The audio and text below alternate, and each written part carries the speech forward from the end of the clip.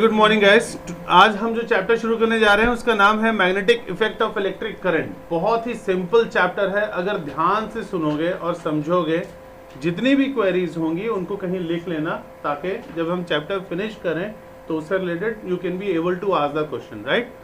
सबसे पहले बात कि magnetic effect of electric current में हम पढ़ने क्या वाले हैं।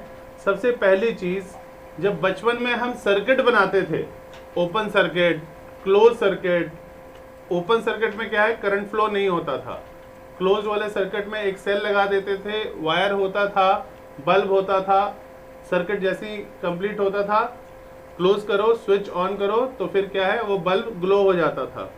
उस टाइम तक तो हमें पता था कि जब किसी भी सर्किट में से करंट फ्लो हो रहा है इसलिए बल्ब ग्लो कर रहा है, ठीक है। लेकिन उसके बाद एक इंसान आया, उसका नाम था हैंस क्रिश्चियन ऑयस्टर्ड, और इस एक्सपेरिमेंट को कहते हैं क्रिश्चियन ऑयस्टर्ड एक्सपेरिमेंट।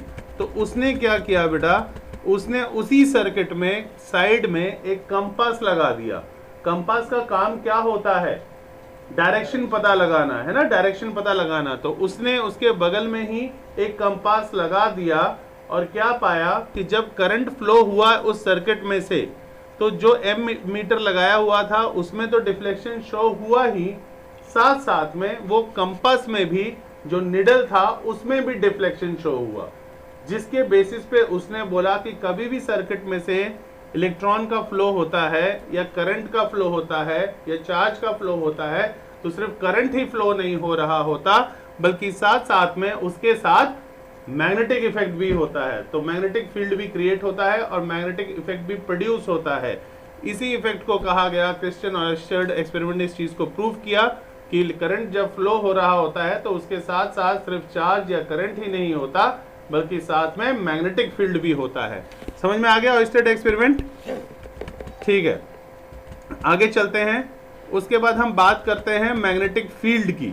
तो मैग्नेटिक फील्ड के बारे में सबसे पहले तुम्हें यह पता होना चाहिए, जैसे हमने इलेक्ट्रिक फील्ड के बारे में बात की थी, तो मैग्नेटिक फील्ड में अगर मान लो कोई भी मैग्नेट है, तो अगर कोई मैग्नेट है तो एक साइड में क्या होता है, नॉर्थ पोल होता है, एक साइड में साउथ पोल होता है। और क्लास 6 में तुम पढ़ चुके हो ऐसा कौन कौन सा है, अलग अलग शेप के अकॉर्डिंगली मैग्नेट के नाम तुम्हें पता होने चाहिए। एक क्या होता था, हॉर्स शू मैग्नेट होता था।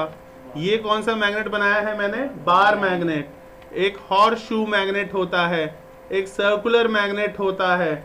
इसी तरह अलग अलग टाइप के मैग्नेट होते हैं। सर्कुलर मैग्नेट में बेटा या तो साउथ पोल होगा या फिर नॉर्थ पोल होगा। तो अगर कोई टीचर तुमसे पूछते हैं कि ऐसा मैग्नेट बताओ जिसमें सिर्फ एक ही पोल होता है, क्या ऐसा मैग्नेट बनाना पॉसिबल है, तो क्या बोलोगे, यस ये पॉसिबल है कि अगर सर्कुलर मैग्नेट होगा तो एक सिंगल पोल के साथ प्रेजेंट हो सकता है।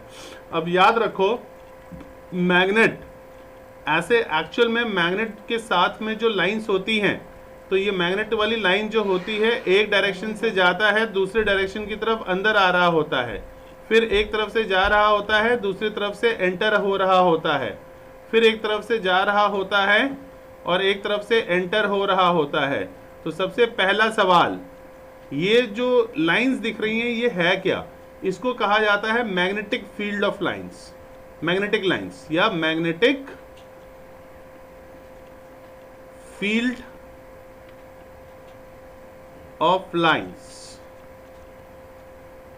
ये लाइंस बेटा इमेजिनरी होता है, एक्चुअल में नहीं होता है कोई भी लाइन मैग्नेट के आसपास। हम मान लेते हैं कि उसके आसपास पक्का मैग्नेटिक फील्ड जो बन रहा है, तो उसके लिए ये मैग्नेटिक लाइंस रिस्पॉन्सिबल है। तो पहला चीज इसकी प्रॉपर्टीज पूछ लेते हैं। तो पहला प्रॉपर्टी क्या हुआ कि मैग्नेट में कभी भी जो डायरेक्शन होता है इस मैग्नेटिक फील्ड का, वो नॉर्थ से निकलेगा और साउथ की तरफ आएगा, नॉर्थ से निकलेगा और साउथ की तरफ आएगा, ठीक है। तो आउटसाइड द मैग्नेट, मैग्नेट के बाहर कौन सा डायरेक्शन दिख रहा है, फ्रॉम नॉर्थ से साउथ। लेकिन क्वेश्चन ध्यान से पढ़ना है, अंडरस्टैंडिंग और अपना कंसेप्ट क्लियर करना है कि कहने का मतलब वो कहां पूछ रहा है एग्जामिनर, मैग्नेट के अंदर पूछ रहा है कि बाहर पूछ रहा है। क्योंकि अगर बाहर पूछ रहा है फिर तो उसकी डायरेक्शन रहेगी फ्रॉम नॉर्थ से साउथ, लेकिन अगर मैग्नेट के अंदर पूछ रहा है तो उसकी डायरेक्शन रहेगी साउथ से नॉर्थ। दूसरी प्रॉपर्टी क्या है बेटा, सबसे इंपॉर्टेंट, ये जो मैग्नेटिक फील्ड की लाइंस तुम्हें दिख रही हैं ये कभी भी एक दूसरे को इंटरसेक्ट नहीं करती हैं। क्यों? ये सब आपस में कैसी हैं? पैरेलल है। ये मैग्नेटिक फील्ड लाइंस आपस में सब पैरेलल होती हैं, एक दूसरे को इंटरसेक्ट नहीं करती। क्योंकि क्वेश्चन पूछ लेते हैं कि क्यों नहीं इंटरसेक्ट कर दी, क्योंकि अगर वो इंटरसेक्ट करेंगी तो it would have two direction which is never possible. तो इनकी दो डायरेक्शन हो जाएगी जो कि पॉसिबल नहीं है। इनका सिंगल डायरेक्शन रहता है। इनका डायरेक्शन क्या है? मैग्नेट से अगर बाहर निकलेगा तो नॉर्थ से साउथ, और अगर अंदर होगा तो साउथ से नॉर्थ। तो इसीलिए ये फील्ड ऑफ लाइंस हमेशा एक दूसरे के हमेशा पैरेलल जाएंगी, कभी भी एक दूसरे को इंटरसेक्ट नहीं कर सकती किसी भी कंडीशन में। अगर एक और मैग्नेट मैंने बना दिया बेटा, और इसके अराउंड मैग्नेटिक फील्ड लाइंस अगर मान लो 2 की जगह 2 से ज्यादा है, अगर 2 से ज्यादा है तो इसका किसका मैग्नेटिक फील्ड जो है किसका स्ट्रांग होगा? जिसमें ज्यादा लाइंस है उसमें स्ट्रॉन्गर फील्ड, और जिसमें कम लाइनें हैं उसमें वीकर फील्ड। ठीक है, तो जितना ज्यादा मैग्नेटिक लाइंस मैग्नेटिक फील्ड होगा उतना ही स्ट्रांग वो भी होगा। बहुत ही इंपॉर्टेंट है। तो ये प्रॉपर्टीज है। और सबसे ज्यादा जो चार्ज होता है मैग्नेटिक या स्ट्रेंथ होता है वो इस मैग्नेट में किस साइड में होता है? कॉर्नर। मैग्नेट के कॉर्नर में सबसे ज्यादा मैग्नेटिक स्ट्रेंथ होता है। नॉर्थ साउथ भी कहाँ होता है?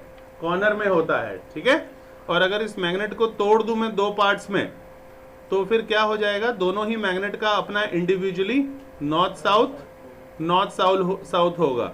और उसके बाद नेक्स्ट प्रॉपर्टी क्या है? साउथ और साउथ रहेगा तो रेपल करेगा, दूर भागेगा एक दूसरे से। और अगर अपोजिट डायरेक्शन होगा नॉर्थ साउथ या साउथ नॉर्थ तो अट्रैक्ट करेगा, एक दूसरे को अपनी ओर खींचेगा। ठीक है, तो सबसे इंपॉर्टेंट है मैग्नेट के बारे में इंफॉर्मेशन जो पता होना चाहिए, क्योंकि मैग्नेट ही जो फील्ड बनाएगा उसी के बारे में हम पढ़ने वाले हैं और सारी इंफॉर्मेशन सीखने वाले हैं। ठीक है, तो ध्यान दोगे। मैग्नेट का पहला क्या प्रॉपर्टी था? 2 पोल्स होते हैं, नॉर्थ और साउथ। दूसरा, सबसे ज्यादा मैग्नेटिक स्ट्रेंथ कहाँ पे कॉन्सेंट्रेट होता है? कॉर्नर पे। थर्ड, डायरेक्शन जो होता है मैग्नेटिक फील्ड का वो किस तरफ होता है? From north to south, outside the magnet. और अगर इनसाइड द मैग्नेट कोई पूछ रहा है तो साउथ से नॉर्थ। ठीक है, उसके बाद जो लाइंस है मैग्नेटिक फील्ड ऑफ लाइंस वो कभी एक दूसरे को इंटरसेक्ट नहीं करती हैं। क्यों नहीं करती? Otherwise it would have 2 direction which is never possible. कभी पॉसिबल ऐसा नहीं होता है। ठीक है, तो सबसे इंपॉर्टेंट है, उसको याद रखो। अब आगे चलते हैं बेटा इस चैप्टर में जो हम करने वाले हैं। ओके, अब नेक्स्ट मैग्नेटिक फील्ड लाइंस के बारे में तुम जान गए हो, ऑयस्टर एक्सपेरिमेंट के बारे में भी जान गए जो पढ़ने वाले थे, है ना। उसके बाद अब ये है कैरेक्टरिस्टिक्स। जो अभी मैंने बताया वो सारे क्या हैं? कैरेक्टरिस्टिक्स है। तुमको इंग्लिश में कैसे लिखना है वो पता होना चाहिए। C point is very important. C point क्या है? No 2 field lines will intersect each other, otherwise it would have 2 direction, जो कि कभी पॉसिबल नहीं होता। ये कंसेप्चुअल क्वेश्चन आ जाता है इस चैप्टर से, हर साल बोर्ड का फेवरेट क्वेश्चन है ये। ठीक है, उसके बाद हम बात करेंगे right hand thumb rule. Fleming के राइट हैंड थंब रूल के बारे में बात करेंगे। अब ध्यान से देखो, राइट हैंड थंब रूल का मतलब है कोई भी एक वायर है बेटा, इसमें करंट नीचे से ऊपर जा रहा है। तो अब अगर पूछेंगे कि जो मैग्नेटिक फील्ड इसके अराउंड बन रहा है उसका डायरेक्शन कैसा है? 2 ही डायरेक्शन हो सकता है, या तो ऐसे मतलब एंटी क्लॉकवाइज, या तो ऐसे मतलब क्लॉकवाइज। देखते हैं कैसे होता है। तो अगर जिसमें अगर वायर में करंट नीचे से ऊपर जा रहा है उसको होल्ड कर लो अपने राइट हैंड से, क्योंकि नाम ही है राइट हैंड रूल।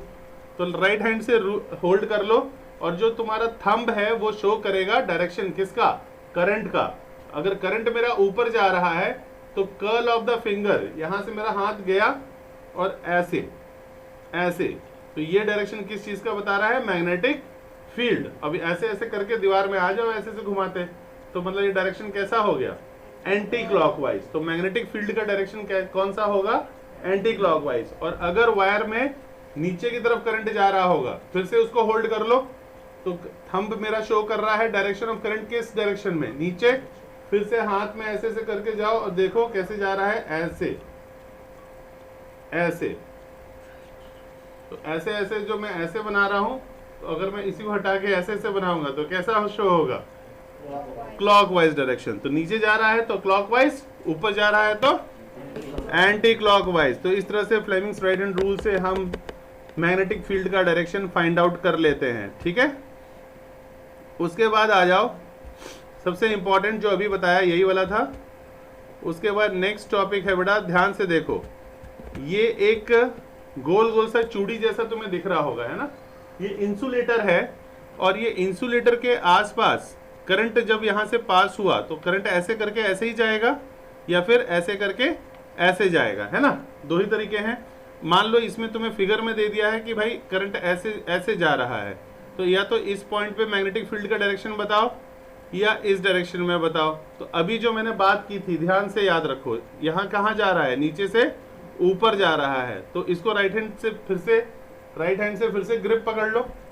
ग्रिप पकड़ोगे तो करंट ऊपर की तरफ जा रहा था, तो मैग्नेटिक फील्ड का डायरेक्शन क्या हुआ, एंटी क्लॉकवाइज। तो देखो डायरेक्शन कैसा बनाया हुआ है, इसमें एंटी क्लॉकवाइज बनाया हुआ है, एरो का डायरेक्शन ऐसे जा रहा है और ऐसे इधर आ रहा है, तो मतलब एंटी क्लॉकवाइज हुआ। और जब यहाँ से करंट जब यहाँ पहुंचा तो रिवर्स हो गया, मतलब ऊपर से नीचे जा रहा है, तो नीचे जब जा रहा है तो फिर कैसे हुआ था, क्लॉकवाइज हुआ था, तो क्लॉकवाइज। तो इसलिए अब ध्यान से देखो, यहाँ पे जो करंट का डायरेक्शन है वो किधर है, सॉरी मैग्नेटिक फील्ड का डायरेक्शन कौन सा डायरेक्शन है, क्लॉकवाइज है ना, ऐसे जा रहा है, ऐसे घूम घूम के ऐसे ऐसे आ रहा है, तो क्लॉकवाइज हो गया। तो इस पॉइंट पे और इस पॉइंट पे अक्सर एग्जाम में पूछ लेते हैं फिगर बना के कि मैग्नेटिक फील्ड का डायरेक्शन कौन सा होगा, क्लॉकवाइज होगा या एंटी क्लॉकवाइज। याद रखो, ऊपर जाना है तो एंटी क्लॉकवाइज, नीचे जा रहा है तो क्लॉकवाइज, ऐसे भी याद कर सकते हो। और नेक्स्ट फिगर है बेटा सोलेनॉइड, और दोनों की सेम कहानी है। जो कहानी टॉरॉइड की है उसको क्या बोला जाता है, टॉरॉइड। जो चूड़ी शेप में था गोल गोल जहां करंट फ्लो हो रहा था उसको क्या बोलते हैं, टॉरॉइड, ठीक है। तो टॉरॉइड कहा जाता है। और अगर पेंसिल जैसा कोई चीज है उसके ऊपर वायर की वाउंडिंग कर रखा है तुमने, तो उसको क्या बोलेंगे, सोलेनॉइड, उसको सोलेनॉइड बोलते हैं। इसमें भी सेम फिनोमेना होता है, सेम डायरेक्शन। अगर ध्यान से देखोगे, magnetic field due to current जो कि सोलेनॉइड में अगर है तो इसमें भी राइट हैंड थंब रूल लगता है, तो हम पैटर्न ऑफ मैग्नेटिक फील्ड आराम से निकाल सकते हैं सोलेनॉइड में। करंट का डायरेक्शन देखो कौन सा दिखाया हुआ है, लेफ्ट टू राइट दिखाया हुआ है इसमें, तो लेफ्ट टू राइट दिखाया हुआ है, तो फिर ऐसे पकड़ लो। लेफ्ट टू राइट अगर जा रहा है करंट तो ऐसे पकड़ोगे, तो कर्ल ऑफ द फिंगर कैसे आ रहा है, इस तरह से, है ना, तो इस तरह से वो बनाया हुआ है इसीलिए। Okay, direction of magnetic field. तो फील्ड लाइंस जो इनसाइड द सोलेनॉइड है वो पैरेलल जाती हैं स्ट्रेट लाइन में, जो कि इंप्लाई करती है कि मैग्नेटिक फील्ड जो है सोलेनॉइड के अंदर वो सेम रहेगा सभी पॉइंट पे, चाहे तो इस पॉइंट पे, चाहे इस पॉइंट पे, चाहे इस पॉइंट पे, हर एक पॉइंट पे मैग्नेटिक फील्ड इक्वल मिलेंगी, ठीक है। तो हम बोल सकते हैं कि फील्ड जो है वो कैसा है, यूनिफॉर्म है। उसके बाद बात करते हैं हम इलेक्ट्रोमैग्नेट, जो कि टेम्परेरी मैग्नेट भी कहा जाता है। ये तुमने देखा होगा कहाँ, क्रेन में। क्रेन में इलेक्ट्रोमैग्नेट्स यूज होता है, ऊपर से ऐसे उठ के जाता है कचड़े में, जो भी आयरन की चीजें फट फट फट जैसे ऑन किया सब चिपक जाता है। उसके बाद उसको दूसरी जगह ले जाते हैं, फिर स्विच ऑफ कर देते हैं, तो उसके में जितना भी आयरन वाला मटेरियल है चिपका हुआ है उस मैग्नेट में वो छूट जाता है और वो सब नीचे अलग हो जाता है। तो मैग्नेटिक और नॉन मैग्नेटिक कचड़े को अलग कर लिया जाता है बाय यूजिंग क्रेन।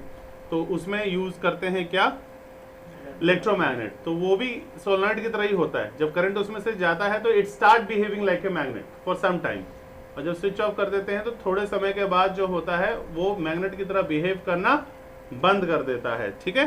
तो इलेक्ट्रोमैग्नेट की एक खासियत है। अब प्रॉपर्टीज ऑफ मैग्नेटिक फील्ड जो मैंने अभी बताया था सेम वही तुम्हें याद रखना है जो फिगर में बताया था कि मैग्नेटिक फील्ड लाइंस आपस में क्रॉस नहीं कर सकती हैं, otherwise it would have two direction. दो टू फील्ड लाइंस क्रॉस नहीं करती, मैग्नेटिक फील्ड लाइंस हमेशा एक दूसरे के पैरेलल होती है। मैग्नेटिक फील्ड जो होता है उसका डायरेक्शन मैग्नेट के बाहर कौन सा होता है, फ्रॉम नॉर्थ से साउथ, और inside the magnet from south से नॉर्थ होता है। और याद रखो मैग्नेटिक फील्ड अगर ज्यादा होगा तो करंट भी ज्यादा प्रोड्यूस होगा, और वाइस वर्सा, अगर करंट ज्यादा दोगे तो मैग्नेटिक फील्ड भी ज्यादा प्रोड्यूस होगा, और अगर कम करंट दोगे तो मैग्नेटिक फील्ड भी कम प्रोड्यूस होगा, ठीक है। उसके बाद एक क्वेश्चन आ जाता है कंसेप्चुअल, चाहे तो सोलेनॉइड से रिलेटेड या टॉरॉइड से रिलेटेड, कि भाई किस पे डिपेंड करता है बी।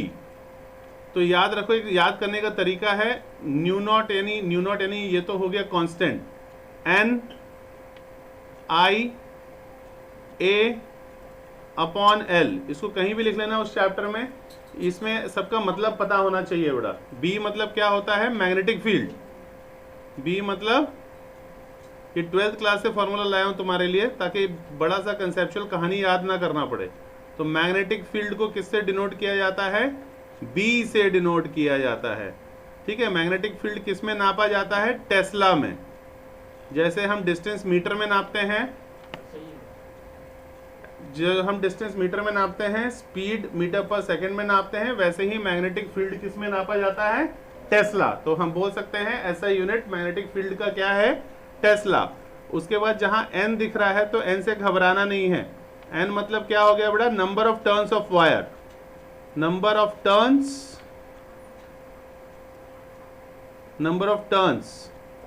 ऑफ वायर भी लिख सकते हो, वायर का कितने बार टर्न है उस सोलेनॉइड पे या उस टॉरॉइड पे। उसके बाद आई क्या है, करंट। आई क्या है, करंट है। ए क्या है, एरिया। और एल क्या है, लेंथ।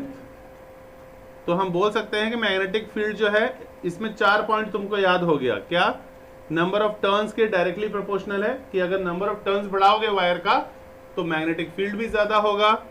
एरिया बढ़ाओगे तो भी मैग्नेटिक फील्ड ज्यादा होगा।